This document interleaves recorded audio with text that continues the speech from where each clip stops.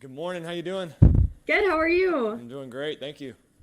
Awesome. Would you like to start with an opening statement? Yeah, first of all, just thanks for coming in on the Players' Day off. I know we didn't have practice today. I made this a little more difficult on you guys. But, no, it's been a great first couple weeks of camp. Really excited about the guys, and the progress they've made, the details they're pouring into, and really Bryce driving the ship and the guys doing a great job of understanding like the big picture stuff that we're trying to accomplish. So excited for another opportunity this week in Buffalo to put it all together and make it to come to life. Awesome. Thank you, Coach. Yep. Let's start off with Jeff Hawkins, followed by Alex Zetlow. Hey, greetings, Coach. How are you? Good. How you doing, Jeff? Hey, good. Hey, I'm doing a piece on offensive line depth. The third and fourth stringers really stood out in the fourth quarter in the Hall of Fame game. But Sam Heck appeared to struggle to maintain his blocks against 98. What did you see in Heck's first start and on the overall offensive line depth? Yeah, I think anytime you have a young center who's making his first NFL game time decisions and communications, he did a great job driving the ship and get everyone on the same page. So that's always the first box you want to check as a center. And then the size and speed of the game, I think that's something that everybody has to adjust with. Sam's done a great job going against our guys here. We got some big ones with Cam Jackson and Derek Brown when he's in there, and some of those guys in the interior that he gets great work with them. So I have full confidence that he's going to catch up to that piece of it, and he did. I think they all did settle in, like you said, Jeff. Like that last drive, those guys doing a great job, and that's a big testament to Harold Goodwin, Jonathan Goodwin, and Dean Petzing and Joe Gilbert, getting those guys ready at a really quick pace. You come back and you have 8 or 9 days to get these rookies ready for their first NFL action, and they did a really good job, and they played all the way through the very end, and really proud of the progress they've made. And regarding the running back depth, it's good. Miles Davis, has he shown enough to be considered for a practice squad spot? Oh, Miles done a great job. He picked it up really fast. He does a really good job of catching the ball out of the backfield, understanding what we're coaching. He's one of those bright-eyed guys that he comes in the room. He's always smiling. He's happy to be here. But you can also coach him hard, and he puts in the work to make sure he's making the corrections he needs to make. That came to life in the game. He had an explosive run there, and then you challenge him and trying to stay on the ball. Hey, do we need to take Miles out here? He just had a big 40-yarder. No, keep him in there. Try to get him another touch, and really, really proud of the progress he's made too. As kind of a late comer in that group. Hey, thanks. Good luck. Yep. Thank you. Hey, Brad. Thanks for doing this, man. Yeah, absolutely, Alex. So Dave yesterday, or maybe it was 2 days ago, said that while you were calling the plays at the Hall of Fame game on Thursday night, the headset went out. Can you take me through what that was like and how you kind of navigated that problem? Oh, it's everything you ever want, just second drive backed up, trying to establish good communication with Kenny Pickett, and I got nothing. So you try to touch the button, and there's a little beep that lets you know that you're live with the quarterback, and I wasn't getting it. So just kudos for Kenny. I mean, having a pro out there and us meeting halfway, trying to run out in the field to give him the play and get out of the backed up situation, and him helping me out too, communicating to those guys like, hey, here's the situation, let's get back on the ball. We go to empty to try to steal a completion there, and then he understands too a great opportunity to take a shot when you're backed up, and he took one down the field, and that was a little bit on him too. We called a completion play, and then he ended up being able to get to the double move to take a shot down the field and get us out of that situation. We get a little bit more field space, and now we're end up able to send a receiver in, communicate the play with the receiver, kind of old school high school ball there. But it was a cool little wrinkle that you don't wish to have to go through, but I'm glad it happened in the preseason. Yeah, absolutely. Kind of sticking on the play calling sort of sphere. How do you balance wanting to show who you are as a play caller and also kind of fully evaluate the offense with also the fact that you don't want to give away too much going into week one? Obviously, this is a point of consideration considering the starters will be playing this week. Yeah, I think the biggest thing is we're out here to prove as an offense that we can operate together, and it's not about me. It's not about one player making his plays. It's about how the whole thing feels. And that comes back to when we meet as an offensive unit and we bring the group into the room, I tell them, hey, I'm responsible for how this whole thing feels. So if anything doesn't feel like it's gelling, if the run's not gelling with the pass and the things aren't married up well, or we're not coming off the ball the way we need to, or it's not urgent enough in the pre-snap, that's the stuff that I want to address right away. And I'm just really proud of the group, whether it was the 1s, 2s, or 3s, the urgency they played with, how everything felt. That's a testament to them, to buying into what I'm trying to preach in front of the room, what Dave's trying to preach to the whole team. And it starts with those quarterbacks driving the ship, getting the play call in there, and letting the skills and the O-line and all those guys digest what that is. And then after that, it's the crisp communication and the urgency pre-snap. That's really been putting my thumb down on that. Those guys own that, and that's what makes it come to life. It's the plays are on the sheet. We teach them throughout the week, and then those guys make them come to life. So from top to bottom, those guys kind of buying into the messaging that I'm trying to give in those offensive unit meetings. That's really what I'm proud of. Great, thanks, man. Yep. Let's go with Mike K, followed by Cassidy Hill. Good morning, Brad. Morning, Mike. I have kind of an off the beaten path sort of deep cut for you. Obviously, blitz pickup is a really important aspect of pass pro. Running backs taking on linebackers that are much bigger than them. Who is your teach tape that you've worked with from a running back perspective on blitz pickup?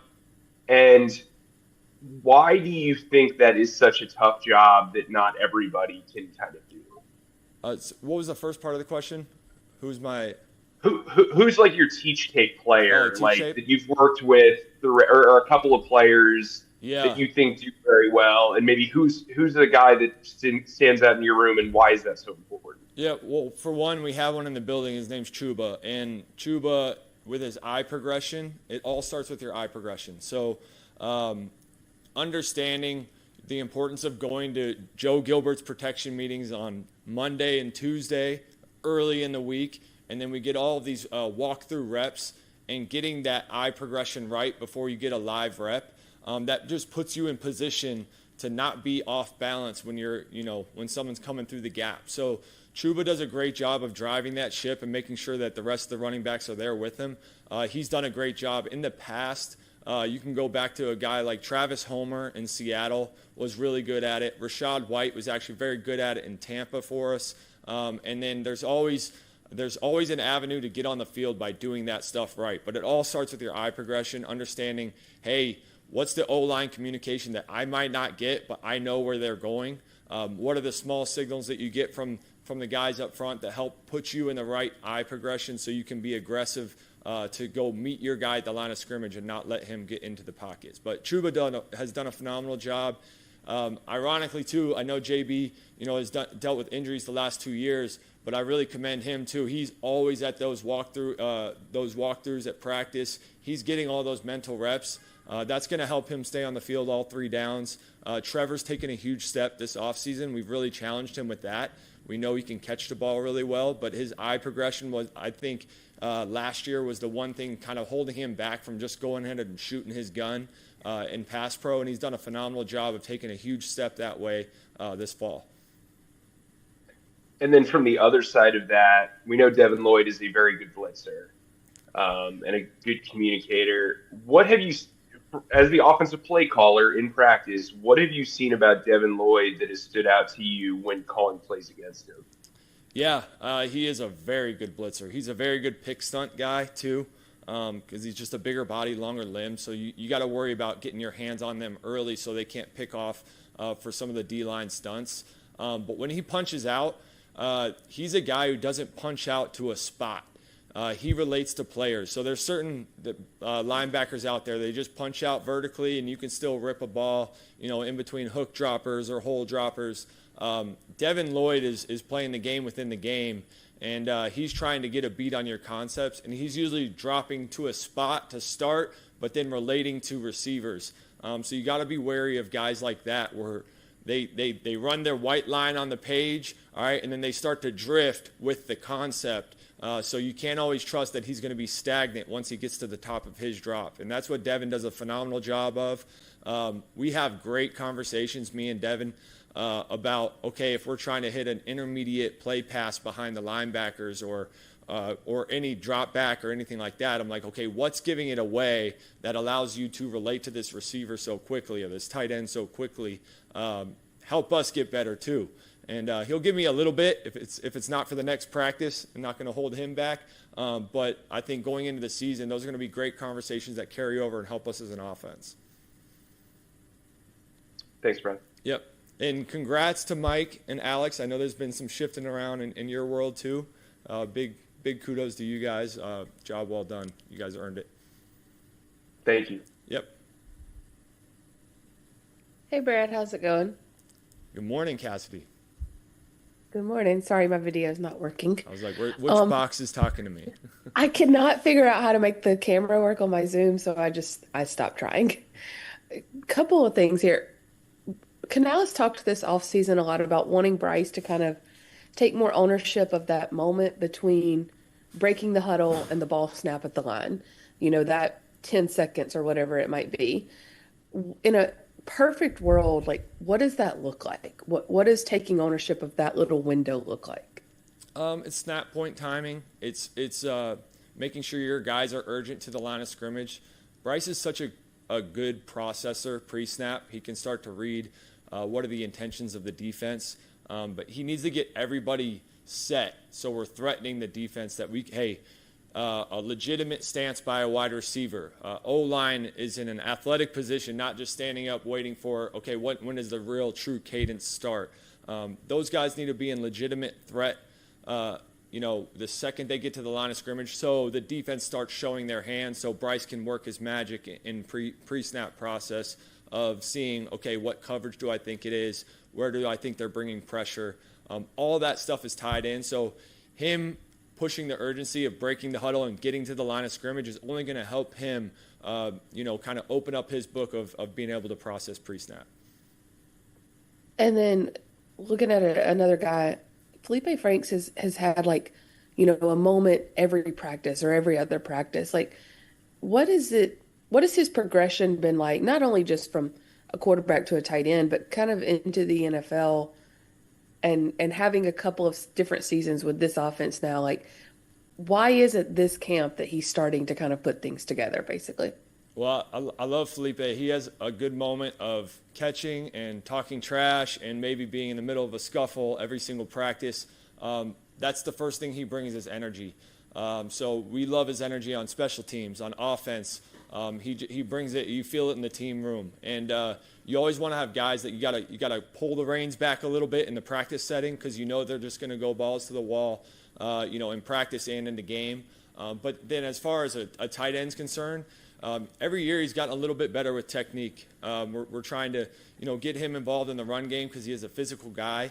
But then you watch him in the pass game, he's a fluid athlete, and he's a really long, levered athlete, but he has the ability to get out of breaks. He has the ability to set things up.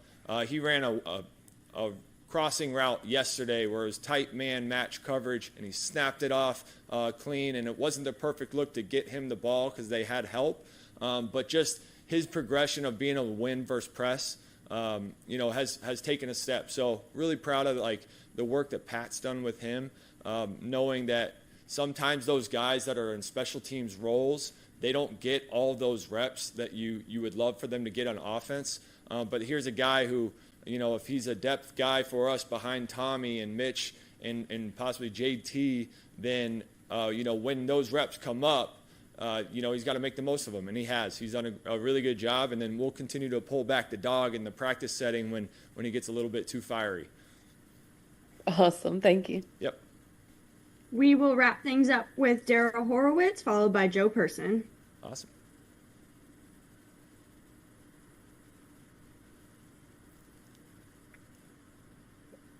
Joe, you want to jump in? Yeah, I'm going to jump right in here. Sorry, There you go, Daryl.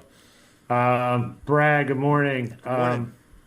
I'm helping one of my colleagues out with kind of a trend story, but the NFL had a real spike last year in number of plays that were offensive plays snapped with 1 second left on the play clock.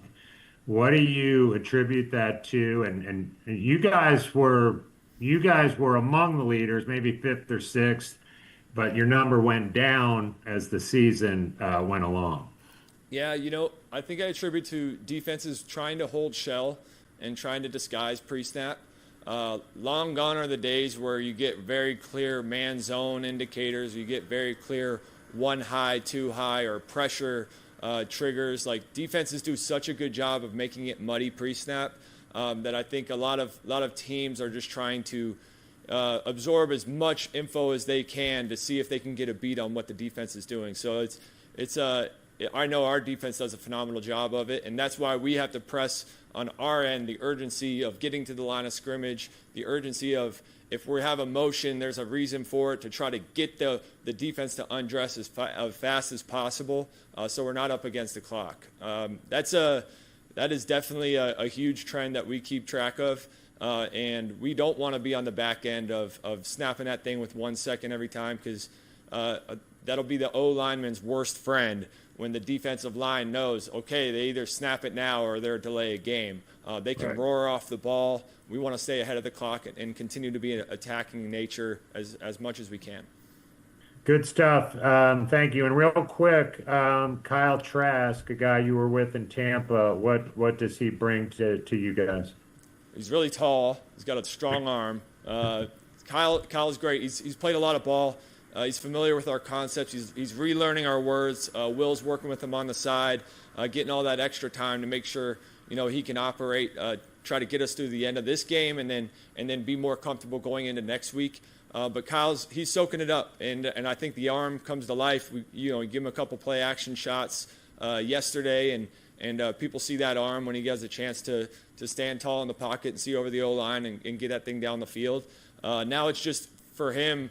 It's just catching up with the rhythm of our feet and how we operate, and all the other stuff. So there's some natural stuff that he's used to because he's been with us, but we've also expanded since the Tampa days. So I think he's going to have fun, learning what's new.